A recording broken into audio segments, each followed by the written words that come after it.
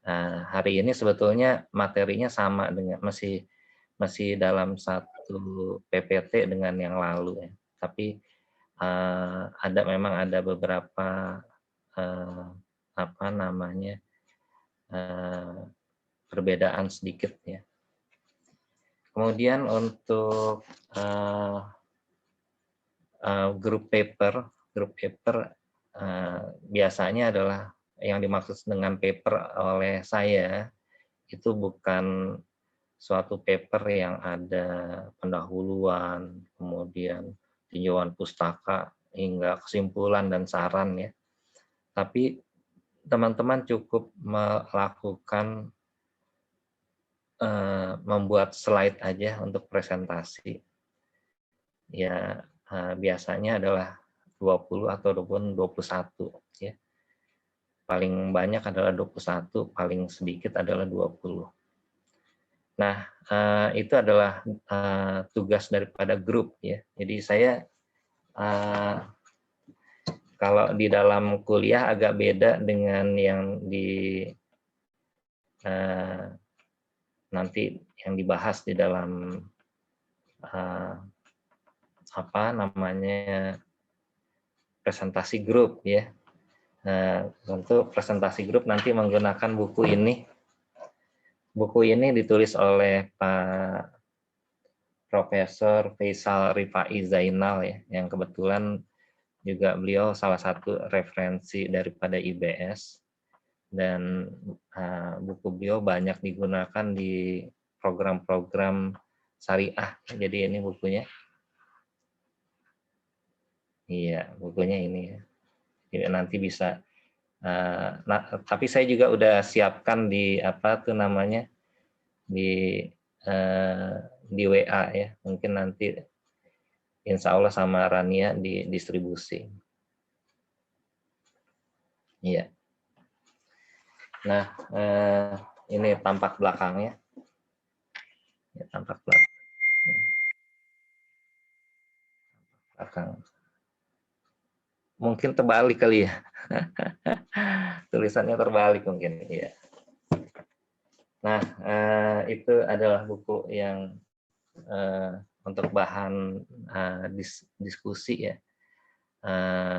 Dan untuk materi perkuliahan saya summary-kan dari beberapa model ekonomi. Jadi tentu apa namanya untuk mengisi satu sumber lemah kita tutup dengan sumber lain. Ya.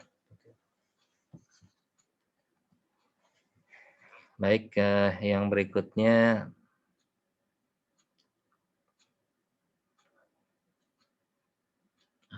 sini. Oh iya, oke. Mungkin karena 13-15 ya, mungkin apakah sudah ada Rania di kelas ini? Ada ya? Pak.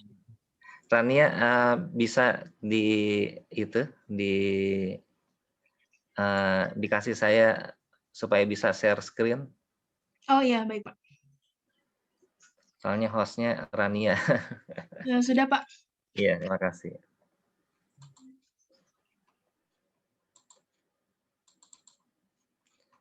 Ya, ini adalah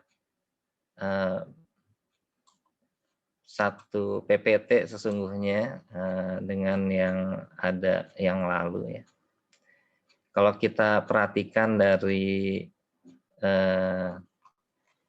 apa namanya, kalau kita bisa katakan manfaat daripada manajemen strategik itu biasanya tidak lain adalah secara secara histori yang sudah gitu, yang sudah manfaat utamanya adalah bisa membantu manajemen dalam mengelola organisasi, mulai daripada merumuskan, kemudian juga Di sini bisa menggunakan pendekatan-pendekatan yang logis, yang sistematik, rasional, ya, seperti itu. Sebagai apa? Sebagai pilihan-pilihan strategis. Nah, yang berikutnya kita bisa melihat, oleh karenanya tentu hal komunikasi itu menjadi suatu yang penting, menjadi suatu kunci keberhasilan. Jadi organisasi nggak pernah berkomunikasi akan weak, ya, akan lemah begitu. Oleh karenanya komunikasi di dalam organisasi itu merupakan suatu,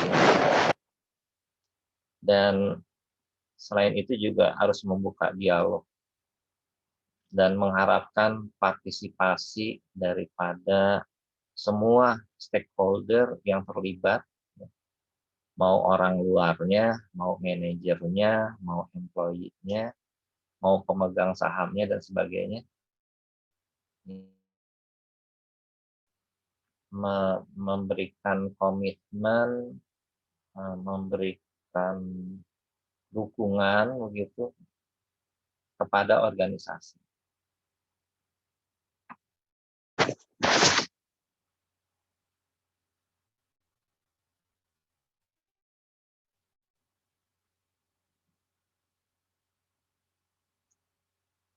Yang berikutnya adalah kita akan melihat suatu charts begitu, ya, di sini, di mana komunikasi yang berisi pembicaraan, dialog, dan partisipasi daripada semua stakeholder itu paling tidak akan menjadi bahan yang mungkin lebih baik, lebih dalam, ya, di dalam memahami apa yang harus dilakukan dan bagaimana merencanakannya dan mengapa itu harus dilakukan. Ya. Nah, disinilah kemudian pola daripada dialog ataupun partisipasi yang kita lakukan bisa menjadi suatu pemahaman yang lebih dalam. Bagi siapa? Bagi manajernya, bagi semua yang terlibat di dalam firm ataupun organisasi tersebut. Nah, itulah mengapa dibutuhkan suatu dukungan yang lebih besar begitu, agar bisa tercapai, to achieve the objective, dan bagaimana menerapkan agar pekerjaan ini bisa kita capai. Kalaupun dengan pekerjaan yang berat, tapi kita sudah melihat ada suatu di sini, doing planning. Ya. Jadi kita bisa melakukan secara terencana. Ya. Nah, dari ini semua upaya yang kita lakukan, strategi ini akan menjadi lengkap dengan melihat kepada the result, hasilnya. Karena kenapa? Hasil yang didapat biasanya akan terjadi dari semua proses sebelumnya. Ya. Nah, hasil ini sendiri, the result, ya, the result akan menjadi apa? The result akan dijadikan oleh semua stakeholder, baik itu manajersnya, baik itu yang staffnya, atau semua yang memiliki misi yang sama di dalam mencapai kesuksesan, itu biasanya sangat terkait dengan monitoring dan evaluasi. Jadi dia akan menjadi lebih pas kalau itu dilakukan secara seperti itu, dilakukan agar benefit itu bisa didapat untuk mencapai tujuan. Bagaimana kalau itu manfaat itu apakah ada manfaat keuangan? Ya, di sini kita bisa melihat di dalam konsep bisnis selalu pasti aja ada harus kita lakukan adalah seberapa signifikan perbaikan pada misalnya penjualannya. Karena profit itu kan fee sama dengan total revenue dikurangi apa? Total cost, ya kan, seperti itu.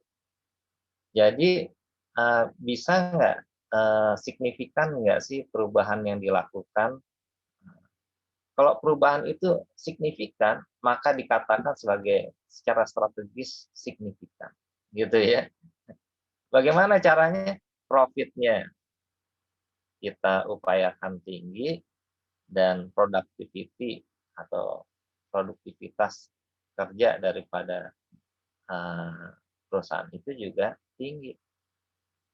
Ya, produktivitas itu kinerjanya. Kalau biasanya mengerjakan cuma 5, tapi dengan kita melakukan perencanaan, formulasi, hingga melihat kepada apa yang didapat, maka ini disebut dengan produktivitas. Dari 5 menjadi 20 kan luar biasa. Ya. Biasanya cuma 5 buah mobilnya, sekarang 200 misalnya. Maka itu kinerjanya sangat signifikan. Yang berikutnya adalah high performing firm. Jadi bisa dikatakan perusahaan ini bisa dikatakan berkinerja tinggi. Maksudnya adalah kita bisa melihat ini sebagai suatu antisipasi yang dilakukan secara mungkin perencanaan jangka pendek, jangka panjang, ya, jangka sangat panjang. Ya. Jadi kita harus melakukan itu.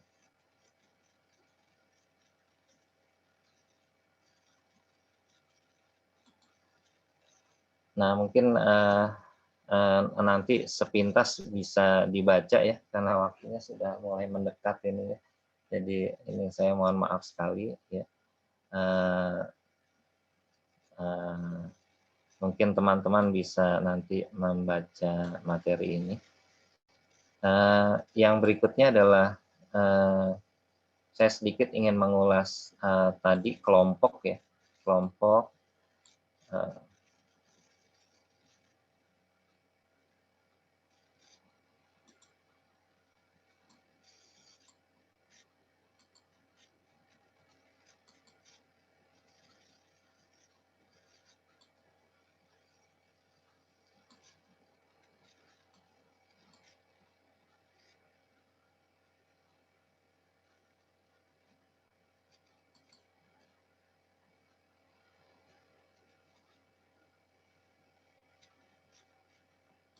Gimana nyetop share screen-nya? Oh ya, stop share.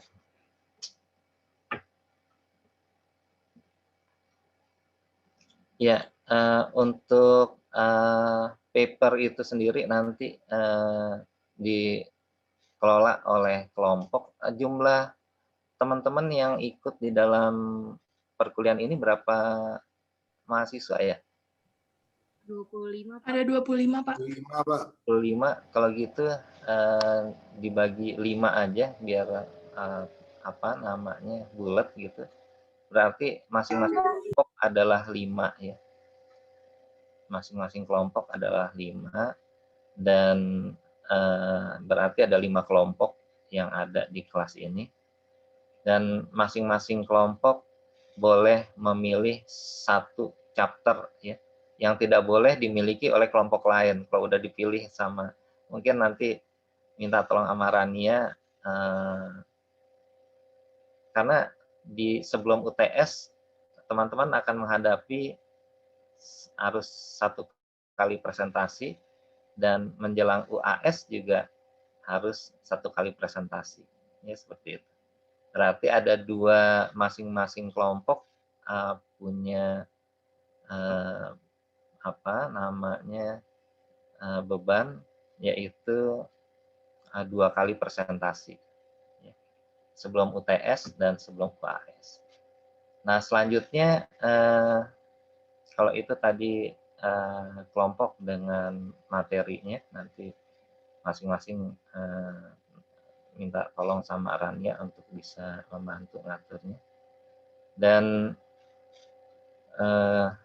untuk presentasi itu 20 slide atau 21 slide.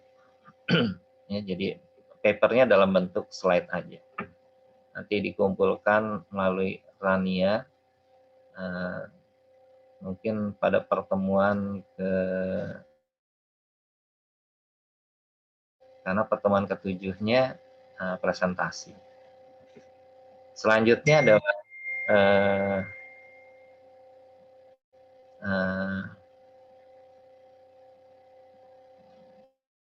bukunya mungkin teman-teman bisa kolaborasi ya. Nah, mungkin patungan gitu ya. Saya kemarin lihat sih buku itu ada di mana, di Gramedia, mungkin di PI ya ada. Beli aja satu rame-rame begitu, kemudian apa namanya, berbagi tugas saja. Ada di situ ada 15 chapter ya, ada 15 bab. Silahkan bagaimana merumuskannya. Mungkin ada pertanyaan untuk itu, silahkan. Kalau 20 berarti masing-masing teman-teman terbebani sekitar 4 atau 5 slide ya. Jadi kalau dibagi ininya adalah masing-masing 5 slide kontribusinya. Kalau tidak ada, mohon maaf, saya mohon pamit begitu. Untuk bisa saya gunakan menyiapkan materi ya, kalau semuanya ini nggak ada pertanyaan. Silakan. Cukup? Cukup, Pak. Cukup, Pak. Baik, terima kasih teman-teman. Sekali lagi saya mohon maaf lahir batin ya, kondisinya memang seperti ini, dan sampai ketemu lagi di pertemuan minggu depan. Assalamualaikum warahmatullahi wabarakatuh. Terima kasih, Bang.